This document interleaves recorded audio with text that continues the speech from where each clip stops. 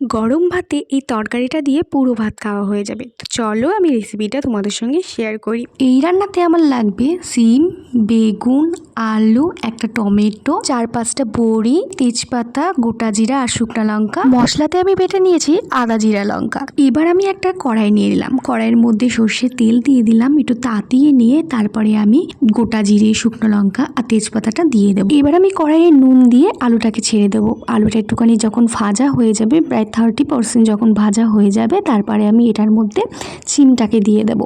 সিমটাও যখন মোটামুটি ভাজা হয়ে যাবে তারপরে দেবো আমি বেগুন। তো বেগুনটা আমি লাস্টে দিয়েছি কারণ বেগুন তাড়াতাড়ি ভাজা হয়ে যায়। এবার আমি টমেটো দিয়ে দেবো।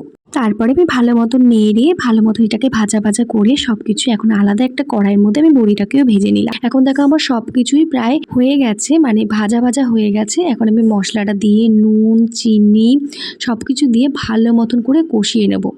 হলুদটাও দেওয়া হয়নি, হলুদটাও দিয়ে হালকা একটু জল দিয়ে ভালো মতো কষিয়ে তারপরে একটুখানি জল দিয়ে ফুটতে দেব। তো এখন দেখো আমার তরকারিটা অলমোস্ট হয়ে গেছে। এবার আমি ধনেপাতা যেগুলো কুচি ছিল তো সেইগুলোকে আমি পুরো উপর দিয়ে ছিটিয়ে দিলাম। এবার ভালো মতো নেড়ে নেবো যাতে মানে ধনেপাতার যে স্মেলটা সেটাই জানি আসে, আর ভালোও লাগে শীতের দিনে বেশ ধনেপাতা দিয়ে তরকারি খেতে।